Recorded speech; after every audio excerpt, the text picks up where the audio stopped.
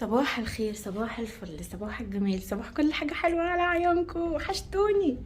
ازيكم؟ عاملين ايه؟ يا رب دايما تكونوا بخير. النهارده عندنا امتحان. ملك عندها امتحان الشهر، فانا ما صدقت ان هي نزلت. مشيت معاها كده وديتها، وبعد كده رجعت بقى ايه؟ على فين؟ على السوق. على السوق يا بشر. عايزه اقول لكم ان انا كان بقالي كتير ما رحتش السوق. يا دوبك بنزل تحت هنا اخطف الحاجه واطلع جري. كان في حد كتب لي يا موني غيري شويه مشتريات وبتاع. انا عايزه اقول لكم ان انا ما جبتش مشتريات من ساعه علي ما كان هنا، من قبل رمضان، يعني من ساعه ما هو جه كنتش جبت حاجه. المهم نزلت جبت مشتريات معاه.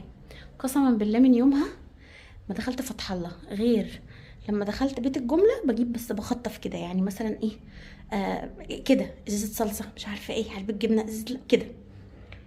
ما بجيبش حاجه على بعضها، فاهميني؟ بس سامحوني والله.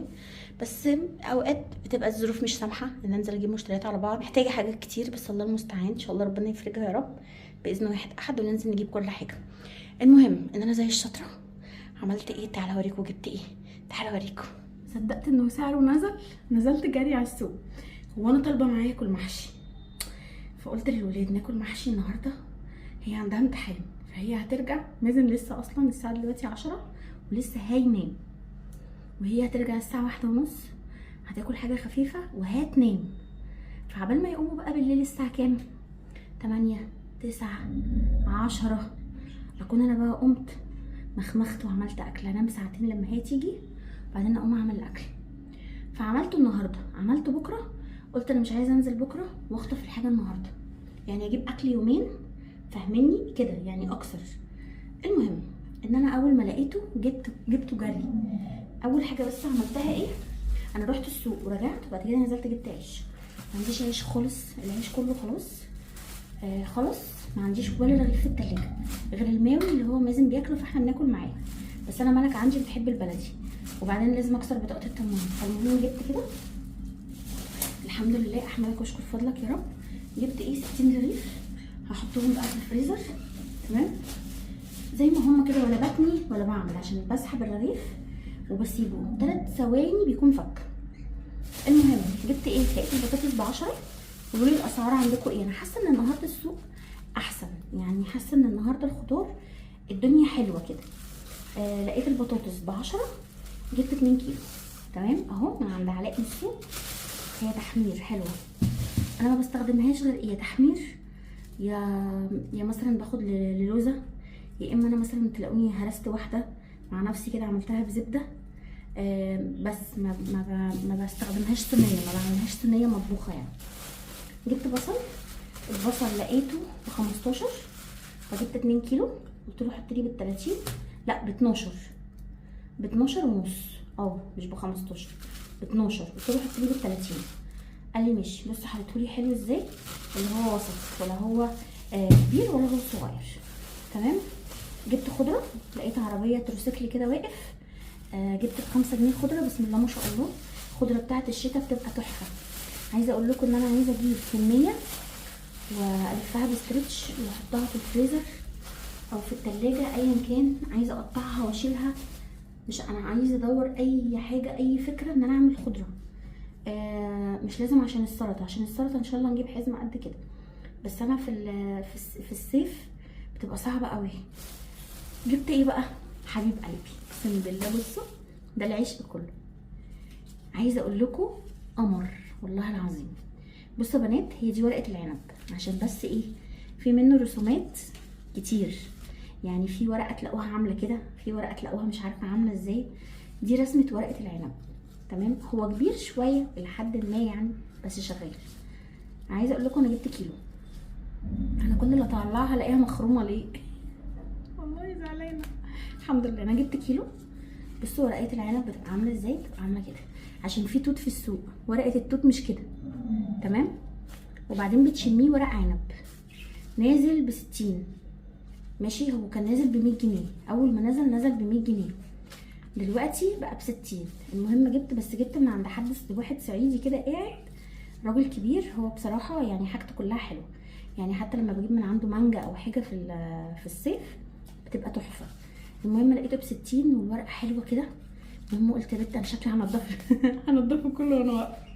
المهم جبت كيلو قلت ايه اعمل يعني ايه بفرزه، بقسمه كده ايه اربع تلال وبلف. هوريكم هعمله ازاي. المهم ان انا جبت شويه خضار. انا بس محتاجه ايه، محتاجه لبن، ومحتاجه نص مفروم، ومحتاج قلت ايه النص المفروم يبقى صينيه مكرونه بشاميل. وانا عندي ممكن يعني بعمل بربع لحمه مفرومه، بجيب نص ربع بعمل بيه الصينيه، وربع التاني بعمله كفته. فممكن اجيب ربعين واجيب ربع كفته اعملها جنب صينيه المكرونه. تمام، دي تبقى اكله. والاكله التانية محشي، واجيب فرخيه تقعد يومين كده، فاهمين؟ بحيث ان انا منزلش يومين كمان، لان انا مبقتش بقدر انزل. بس هروح الم الحاجه. استنى نسيت اوريكم اهم حاجه في الموضوع. جبت كرومبايه، لقيت الكرومب حلو بصراحه، ولقيتها ب20 جنيه بس. بصراحه مش عايزه اطلع من اللي في الفريزر، يعني قلت بنت ايه، بدل ما تطلعي طبق من اللي في الفريزر، لا انت خليكي جدعه واشتري كرومبايه وفرزيها. عشان ايه؟ تحطيها مكان اختها. يعني هطلع واحده، هطلع قولوا معايا، هطلع طبق احط مكانه طبقين، فاهمين؟ بس فحسيت ان هي حلوه قوي كده. بصوا جميله ازاي ومليانه كده. دي ب20 جنيه. تمام، جبت كيلو، جبت واحده بس. انا شاطره صح، انا شاطره والله العظيم، انا شاطره، انا جميله. امبارح اتغدينا ايه؟ اليوم اللي انا نزلت لكم فيه الفيديو، عايزه اقول لكم ان انا ما صورتش. يعني لو صورت روتين والله اليوم كان حلو، وعملت حاجات كتير. عملت لحمه بالبصل ترانشات، بشوحها كده وبعملها بالبصل، كانت رائعه. وعملت جنبها مكرونه وبطاطس محمره وسلطه. وعملت اسمه ايه، عملت لهم حاجه حلوه، عملت جيلي. وبالليل عملنا فشار وبتاع. قلت بت ايه، نقعدوا مع بعض شويه، لان احنا سهرانين من امبارح، احنا مطبقين ما نمناش. هي اليوم اللي بتبقى نازله فيه ما بننامش، لما بترجع بقى. فالله المستعان. يا عملت المحشي النهارده، يا قمت بقى اتسليت عليه بالليل وعملت اي حاجه خفيفه للغدا، واتسليت بقى عليه بالليل ان احنا نعمله بكره، فاهمين كده. المهم ان احنا هنقضي اليوم مع بعض. والله العظيم وبجد شكرا. ريهام لسه بعتلي من شويه بتقول لي موني، قلت لها نعم. قالت لي قومي تشجعي، انا لسه شايله الصيفي والشتوي وبتفرج على الفيديو، قومي شيلي الصيفي والشتوي يلا. قلت لها حاضر. فربنا يسهل ان شاء الله. عايزين نعمل حاجات كتيره قوي، ربنا كريم، يلا بينا. قلت يا بت قومي اعملي لهم حاجه ياكلوها حلوه. المهم دخلت على المطبخ، وتعالى اوريكم اللي جرالي. اول مره، قسما بالله اول مره تحصل معايا من 20 سنه جواز، والله العظيم عمرها ما حصلت. بس الحمد لله ان هي جت على قد كده. الغربه الجديد ليه شده. المهم مش ده مثل برضو بيقولوا. المهم دخلت قلت بت ايه، بقالهم كتير قوي ما كانوش كيكه. فملك قالت لي هو مفيش كيكه؟ قلت لها فيه. عايزه اقول لكم رحت وديتها ورجعت وعملت بقى كل المشاوير دي. المهم ايه، ان انا يعني صورت وبتاع. عايزه اقول لكم ان انا وانا قاعده كده عيني غمضت، كانت الساعه حوالي 11 وربع كده، كلمتها كان التابلت بتاعها معلق وعماله نازله طالعه يا روحي، وهي اصلا تعبانه ومش عارفه ايه. المهم فضلت معاها على التليفون، قالت لي يا ماما التابلت معلق مش عايزه يدخل على المنظومه ومش عارفه ايه. المهم اتشغلت معاها، فضلت اكلمها على الموبايل بتاع ربع ساعه كده. جت عليا الساعه 11 ونص. عايزه اقول لكم عيني غمضت وانا قاعده. بصيت لقيتها 12 وتلت كده. لقيتها بتقول لي ايه ماما انا طلعت. قلت لها ايه؟ هي المفروض بتطلع واحده وانا بروح اجيبها. طب ايه؟ قالت لي طب بقول لك ايه، انا هركب واجي. قلت لها طب يلا. المهم هي ركبت بقى من عندها تاكسي، نزلت لي سفر كده. نزلت لها جبت فراخ وجبت بانيه جبت وراك وجبت بانيه. والله يا بنات جبت من بيت الجمله. وجبت ربع كفته اللي هي الطويله اللي انا بقول لكم عليها، اللي هي بتتعمل كده على النار، مش شوي. وجبت ايه تاني يا ربي، وجبت ربع بس برجر. ربع برجر عمل 4 وحدات بالظبط. قلت بنت ايه، مازن قال لي جعان، هي قالت لي جعانه، بدل ما ابعت اجيب برجر من بره طب ما انا اعمل لهم سندوتشات في البيت. وجبت عيش تورتيلا. المهم جبت كام حاجه كده، بس بصراحه ما صورتش يعني، خلاص رجعت جري. بصوا اللي جرالي. اللي جرالي ما جراش لحد. والله العظيم اول مره. بس فعلا الفرن ما شاء الله لا قوه الا بالله، ما شاء الله لا قوه الا بالله بجد، الله اكبر في عيني. يعني هو بصراحه حلو جدا، بس على قد ما هو حلو على قد ما انا اول مره اعمل فيه كيكه، هو عالي قوي. فالمهم ان انا بقى ايه ما نزلتش الشبكه لتحت بصراحه، فالوش اتحمرش مني شويه. اتحرق يا جدعان، اتحرق، انا مكسوفه اقول اتحرق. اول مره بصراحه تحصل معايا، بس عايزه اقول لكم الكيكه طلعت طعمها قمر والله ما استنيت. يعني ما شاء الله، الله اكبر، بالف هنا وشفا على قلبهم. عجبتهم قوي، وكان بقالي كتير بصراحه ما عملتش حاجه حلوه، وهما بيحبوا الكيك دي. بجيب اللي هي 5 minute او دريم، بصراحه الاتنين احلى من بعض. يا دوبك بتحطي عليهم مفيش يعني 3 4 معالق كده سمنه او زبده، وبتحطي عليهم 3 بيضات. انا بحط بيضتين او 3، يعني لو 3 صغيرين او 2 كبار، ونص كوبايه لبن، شكرا. وتقلبي وخلاص وتزقي في الفرن. فبجد بجد حلوه جدا، ولا دقيق بقى ما يعلاش ولا. بصراحه بحس ان العاديه ايه مزيته شويه، انما دي بتبقى جميله كده وطعمها قمر. عملت لهم بقى صينيه كيكه كده، وبعدين قلت يا بت ايه، طب نعملك ساعتين. انا نمت ساعتين، وبعدين قمت بقى قلت اشوف البيت واشوف الاكل واشوف الدنيا دي. بجد ربنا يقوينا على اللي احنا فيه، وربنا يعيننا، ويعني الله المستعان، الله المستعان. المهم بقى وقفت كده، عملت الورق العنب. بتعمليه ازاي يا موني؟ عملته زي ما انتوا شايفين كده. بصوا يا بنات، انا بقطعه كويس قوي، بشيل العناقيد بتاعته وبحضره. بس في حاجه، انا شفت كام فيديو، او شفت يعني بنات بيجوا قدامي والله العظيم. انا طول عمري، لو انتوا متابعيني في القناه من 8 سنين، دي طريقتي. بلف ورق العنب كده، وبعدين بحطه جوه ستريتش رول، تمام. في بقى بنات بتلفه بالستريتش رول، بتلفه بالستريتش رول. هتيجي تطلعيه هيكسر معاكي، هتيجي تطلعيه هيتقطع معاكي، هتيجي تطلعيه تحطيه في الميه السخنه على طول عشان يفك. الاسترتش رول ده هيفك معاكي. هتسيبيه يفك عشان خاطر تحطيه في الميه او تطلعيه منه، هيغيب معاكي قوي. لا يا بنات، زي ما انا بصي بعمله كده. هتبداي تعمليه بالاسترتش رول زي كده، بتلفيه. لما تيجي تطلعيه بتروحي شايله الاسترتش من عليه، وهتلاقيه ملفوف زي ما هو بنفس لفته جوه. تروحي منزلاه في الميه السخنه بالليمون بالكمون بالميه، بيفك معاكي في ساعتها، تمام. شلت بقى الاتنين اللي انا شلتهم لفتين. انا عملت كيلو على 3 جبال كده. على 3 رولات. يا دوبك هو الرول، احنا بنحب ورق العنب، هو الرول بيعمل معايا حله بتقعد معايا يومين، تمام. هتشوفوا دلوقتي الكميه اللي طالعه من الجبل اللي انا عملته ده كيلو على 3، ما عملتش ربع، انا عاملاه على 3، تمام. لان انا لما بعمل المحشي طبيعي بعمله على يومين. بس يا عصافير، هم واقفين بيصوصوا للقطه. والله العظيم بصوا، انا بسجل لكم وهم عاملين يصوصوا اللوزه واقفه قدامهم، هم يصوصوا لها وهي واقفه قدامهم بتبص لهم بتتفرج عليهم. هوريكم في اخر الفيديو انا حطاهم فين اصلا.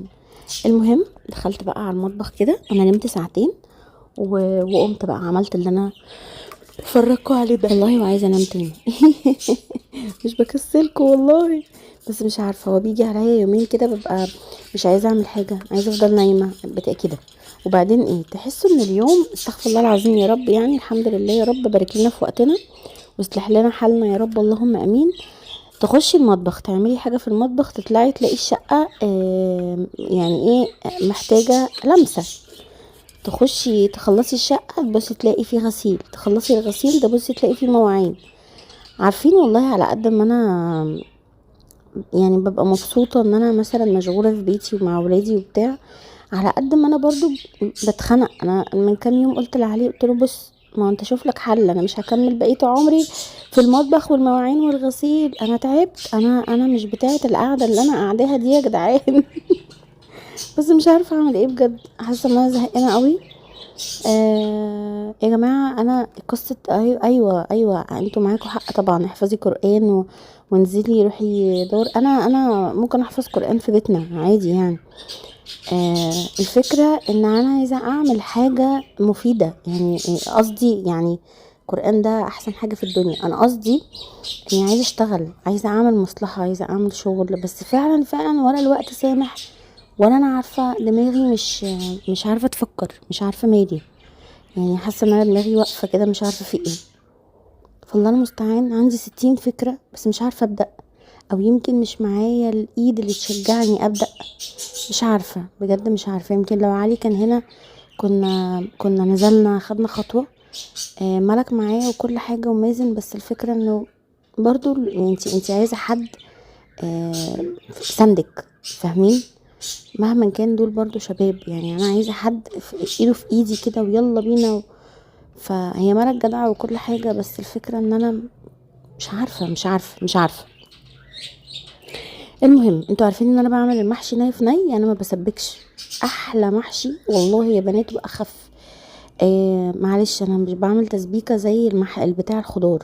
ما هو البصلة والصلصة وكده دي تسبيكة، بحس ان انا بسبك بسبك خضار، مش يعني مش محشي.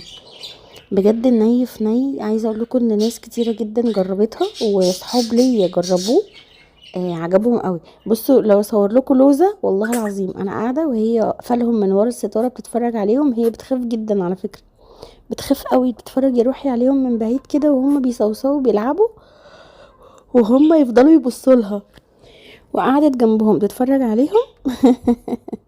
وانا لسه صاحيه وبسجل لكم على الفيديو بصراحه عشان يلحق ينزل النهارده ان شاء الله الجمعه، فلسه صاحيه صورت لكم البيت اول ما صحيت، حطاه لكم في اخر الفيديو اخر مقطع. بس لقيت لوزة قاعده كده، روحي صعبانه عليا قوي، بس قاعده قدامهم تتفرج عليهم يعني. فطرتها وبتاع وهي قاعده قدامهم، حطت لهم هم كمان ميه واكل، وطلعت شربت الزرع بتاعي قبل ما اعمل اي حاجه، يعني قبل ما ابص للتليفون وقبل لما اعمل حاجه بحط اكل اللوزه واكل العصافيري والميه، وبحط ميه للزرع بتاعي، بس الميه بتاعت الزرع مش كل يوم، يعني يوم ويوم، يومين ويوم كده. لما يكون الجو طراوه وفي هوا ما بحطش ميه، بيبقى تاني يوم. بس المهم ان انا دخلت كده زي ما بقول لكم، انا بعمل محشي ناي في ناي يا بنات، بيطلع قمر والله وخفيف. يعني كل اللي كل من ايدي محشي اعترف ان هو رائع، بجد بجد بعمله بطريقه بيطلع حلو قوي قوي قوي، وكل اللي كل من ايدي الف هنا وعافيه على قلبهم، اعترفوا بده. وشهدولي بان الحمد لله الحمد لله المحشي بتاعي طعمه حلو قوي وخفيف، لا يتعب المعده ولا بتاع ولا الكلام ده. المهم قلت بنت اعملي شويه بقى ورق عنب وشويه كرنب. بصراحه لما بيبقى بقى علي هنا بعمل بعمل كوسه، بعمل فلفل، بعمل بتنجان، ان شاء الله فلفلتين، ان شاء الله ربع بتنجان، ان شاء الله. لا الكوسه بعمل كيلو عشان علي بيحبها. بس انما طول ما هو مش موجود انا بعمل شويه كرنب وبعمل شويه ورق عنب. فتمام، انا ولادي ملهمش ولا في البتنجان ولا في الفلفل ولا في الكلام ده. انا اللي لما بيبقى علي هنا بعمل كده شويه حبات يعني. بس يا لو بس اسكتوا بقى. ما عنديش عيال صغيره، بس عندي عصافير بتسوسو وعندي قطه بتنونو. عايزه اجيب سلحفه. والله زهقانه قوي. علي بيقول لي ماشي هاتي سلحفه، قلت له علي وجيبي نسناس في اول الصاله وانت داخله. اتريق عليا والله العظيم. بس فالحمد لله على كل حال، ربنا كريم يا رب ويكرمنا ويوسع رزقنا ويصلح حالنا. ربنا يكتب لنا كل خير، اكيد ربنا شايل لنا حاجه حلوه قوي والله الحمد لله. المهم ان انا ببدا بقى، انا نزلت طبعا بالورق العنب عشان اسلقه. نزلت بيه في حله كده فيها ميه بليمون بكمون بملح. والله يا بنات طالع قمر، الليمون بيديله مزازه كمان، هو حلاوه ورق العنب ان هو مزز. فلما بتحطي بقى عليه ليمون وانتي بتسويه تحطي دبس رمان بيطلع احلى واحلى واحلى. يا سلام بقى لو عندك رمان، يا لهوي. فصصيلك شويه رمان. المهم خلصت كده ورق العنب، اتفضل بقى شويه خلطه كده، وعملت الكرنب وخلصت الحمد لله. بجد والله كان جميل. انا بقى دول هعمل انا جايبه كرنبايه هسلقها وهطلع منها العروق بتاعتها، ودول بقى هشيلهم كده في الفريزر. مره تانية اروح مطلعوهم مسوياهم بالعناقيد العروق بتاعت المحشي الكرنبه. عايزه اقول لكم بيطلع تحفه قسما بالله. يمكن برضو كذا حبه بعديه جربهم، تحفه تحفه تحفه. امي اللي كانت بتعملها لنا كده واحنا صغيرين. فرز المحشي اللي هو كانك هتحشي، يعني كانك هتعملي محشي بس تروحي مسوياه كانك هتسوي رز عادي، بس تقطعي عليه بقى مثلا كوسه، تقطعي عليه بتاع ده كرنب، العناقيد اللي هي العروق بتاعه الكرنب بتطلع في منتهى الجمال. عملته معاكم في مره، كان علي جاي من السفر وكل منه معانا، فالحمد لله الحمد لله والله كل حاجه من عند ربنا حلوه. حطيت بقى دبس رمان وحطيت ليمون، عملت الخلطه دي عشان يستوي فيها. تمام، بهارات كده وملح وفلفل وصلصه وبتاع. والله يا بنات هيطلع سكر سكر سكر. هو هيطلع ايه؟ هو طلع خلاص واحنا كلنا. الحمد لله. عايزه اقول لكم ان الفيديو ده مصوراه من يوم الاربع، بس ما نزلتوش امبارح. المشاهدات عندي الخميس مش احسن حاجه بصراحه، فما بنزلش فيديوهات الخميس. يعني ما بحسش ان انا ينفع انزل فيديو الخميس. وفي نفس الوقت لما بعمل فيديو بيبقى بس مباشر مثلا، يعني بطلع معاكم لايفات. عارفه اني بقالي كتير ما طلعتش لايف، وعارفه ان انتوا والله عايزين يطلع معاكم، بس او كذا حد قال لي يا منى ما تطلعي لايف. عارفه والله، بس مش بحب كده اطلع اقعد في البيت وافضل اتكلم وهو مش لايف وخلاص. لا يعني ممكن اطلع اغسل معاكم مواعين، ممكن اطلع اعمل معاكم حاجه تشجع بيكم. بس بصراحه قعدت بقى في وسط الولاد، لما بقعد في وسطيهم بنسى، وهم بيصحوا متاخر اليومين دول، يعني مثلا ايه بعد المغرب كده، لان هم بيناموا متاخر اصلا. فاحنا بنصحى متاخر بصراحه. انا بصحى بدري، يعني انا ممكن تلاقوني مثلا نمت بعد الفجر. والله يا بنات بصلي الفجر وبنام. تلاقوني مثلا نمت 7، نمت 8 الصبح، تلاقوني الساعه 1 2 بالكتير ابص الاقي نفسي قايمه. ممكن اقوم الفلف في الشقه شويه، اقوم اتوضى واصلي الظهر وبتاع، وافضل حاطه ايدي على خدي بقى وقاعده. اقعد بقى قدام التلفزيون، امسك المصحف شويه، اشوف بقى لو ورايا مواعين، ورايا حاجه في البيت. بس حقيقي حقيقي عايزه اشيل الشقه كلها كلها. يعني عايزه اشيل الشقه كلها بالبلكونه بكل حاجه، امسك اوضه اوضه كده. بس عارفين، مش عارفه، حاسه ان انا يمكن عشان مش بنزل، مش بطلع، مش بخرج. فاللي هو ايه، النهارده غسلت مواعين، بكره اشيل الشقه، بعد غسلت مواعين، بعد اشيل الشقه، بعد غسلت مواعين، بعد اشيل ايه. زهقت يا بشر والله. عايزه اخرج. احنا ما بنخرجش خالص. مش عارفه، يعني احنا ما بنخرجش، او يمكن ما فيش اماكن نخرج فيها حلوه غير هي كافيهات. مش عارفه. هو في حاجه غريبه، بس هي اللي مش فاهماها. عملت بقى الخلطه القمر اللي انا عملتها معاكم دي، وحطيت بقى كده عليها صويا صوص من فوق. بصوا المفروض ان انا كنت حطيت صويا صوص من الاول في الخلطه، بس انا فعلا حقيقي نسيت. فحطيت بقى على الوش كده، دمجتها وبقيت احط كده، وبقيت اطلعها كل مثلا 10 دقايق. هي ما خدتش اصلا نص ساعه في الفرن، بس بقيت اطلع كل شويه اطلعها واحط صوص من اللي في الارض عليها تاني. والله يا بنات بصوا، انا طلعت الوراك عبال ما فكت، كنت انا خلصت ورق العنب. تمام، يعني هي انا جايباها اصلا، يعني هي من عند الراجل حلوه. بس بس يعني ايه، كنت عايزه تفك شويه عشان خاطر ايه انضفها. المهم، عبال ما غسلتها ونقعتها وظبطتها، كنت عملت الخلطه. وبعد كده لا يا ربي سبتها تفك عبال ما عملت الخلطه، وعبال ما حشيت كانت هي اتنقعت بقى، واتحطت بقى، حطيتها في ميه بملح بليمون ببهارات وكده. وبعد كده عبال بقى ما انا حطيت الاكل كله على النار يستوي، رحت زقها في الفرن، فالاكل كله استوى مع بعضه. بس يا حبايبي والله الحمد لله الحمد لله، الاكل طلع زي السكر اهو. عبال ما الاكل استوى، كانت الفراخ استوت في الفرن، والحمد لله كلنا بألف هنا وشفا. عملت شويه لسان عصفور صراحه، عشان ما عملت الشوربه عملت لسان عصفور بالمرقه وميه عادي. طلعت والله طعمها جميل جدا جدا، يعني طلعت طعمها حلو قوي.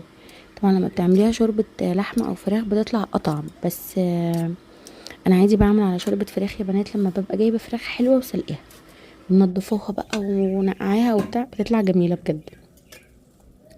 تعالوا بقى هنا نحط. انا بصوا حطيت طبق لكل واحد فينا، على اساس ان هم يحطوا المحشي بقى ايه يبرد كده جنب الفراخ.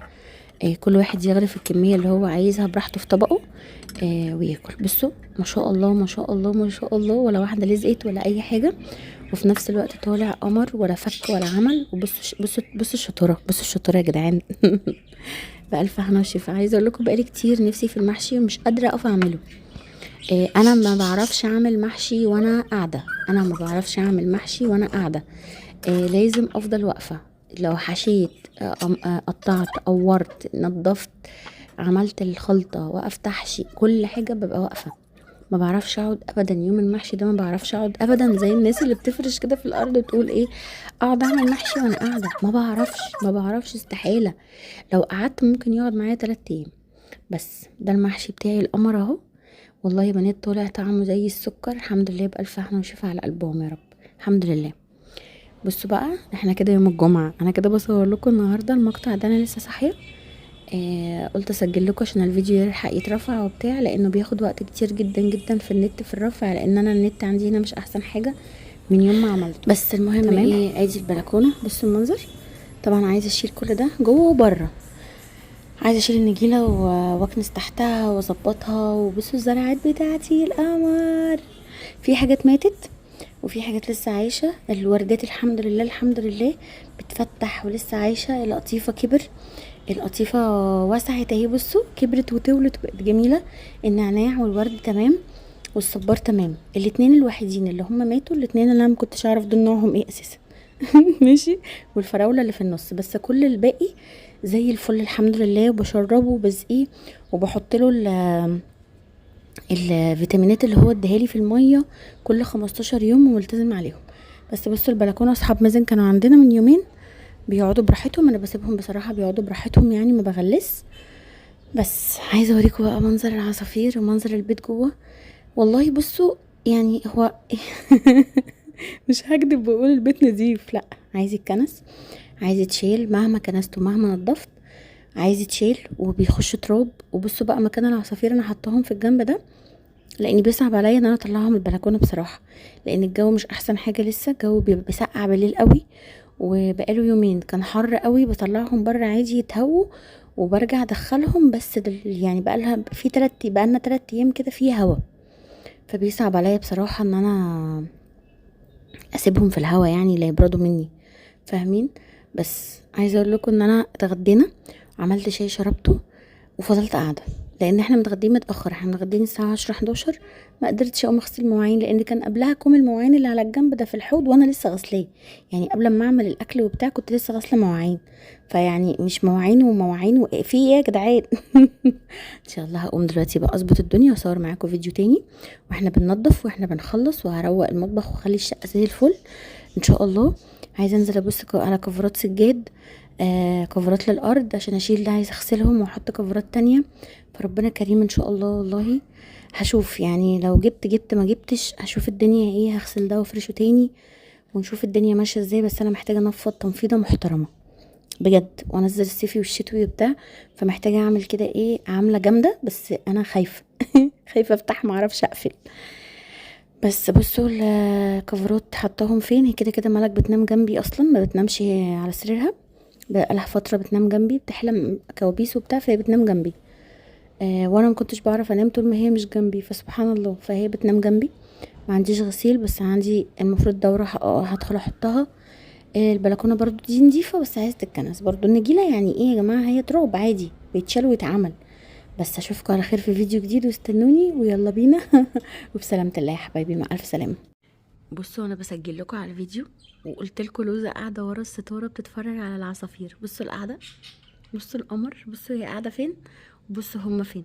هما عمالين يلعبوها من ورا القفص وعمالين يوقفوا لها، يعني ناحيه المسقه بتاعه الميه. بصوا من الناحيه دي، يعني من الناحيه دي خالص هما واقفين وعمالين يطلعوا لها وبتاع ويسوسوا لها وكده. وبصوا هي قاعده لهم فين. البيت عايز يتظبط. وريتكم المنظر الحمد لله، الله كريم ان شاء الله هشيل الدنيا كلها. بصوا قاعده لهم فين يا بنات، هي فترت. وبصوا قاعده فين. والله العظيم سكر وهم سكر.